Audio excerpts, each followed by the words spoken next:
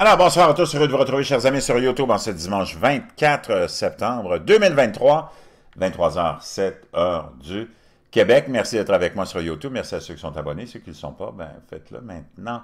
J'ai reçu un message de mes abonnés que je remercie infiniment, qui m'envoient toujours plein de liens, de messages toujours très appréciés. Moi, je travaille à Laval, vous savez.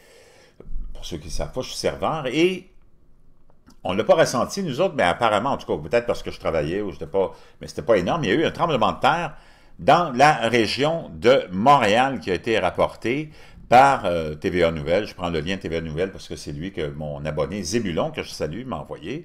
Séisme ressenti dans la région de Montréal.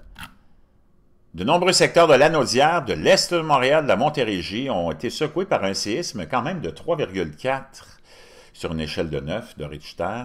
Des résidents de Repentigny, Boucherville, Mascouche et de nombreux arrondissements de Montréal ont notamment signalé le séisme, donc c'était de l'autre côté, un peu plus vers l'est que du côté de Laval. Nous étions assis dans le salon quand tout a vibré très fort, même nos portes ont vibré. On a fait le saut, on se demandait vraiment ce qui se passait. Elle raconte une résidente qui vit dans un 5e étage d'un immeuble à logement à Mascouche.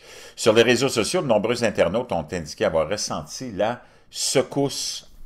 L'épicentre du séisme ressenti à Montréal et à Longueuil, en passant par Repentigny, était situé à 10 km de profondeur. C'est pas énorme, ça, là. Et le léger séisme survenu peu après 20 heures a été localisé à environ 25 km au nord-est de Montréal. Aucun dommage n'aurait été rapporté. Rien à voir, naturellement. On nous rappelle le terrible tremblement de terre qui a eu lieu au Maroc de magnitude 7 sur l'échelle de Richter, qui a coûté la vie à plus de 3000 personnes il y a à peu près 2 semaines maintenant. Au Québec, l'un des plus gros tremblements de terre était survenu en 1988 au Saguenay. Il était de magnitude 5,9 et il s'agit d'ailleurs du plus fort enregistré au cours des 50 dernières années dans l'est de l'Amérique du Nord. Cela avait occasionné naturellement des dommages matériels, des pertes financières de plusieurs millions de dollars.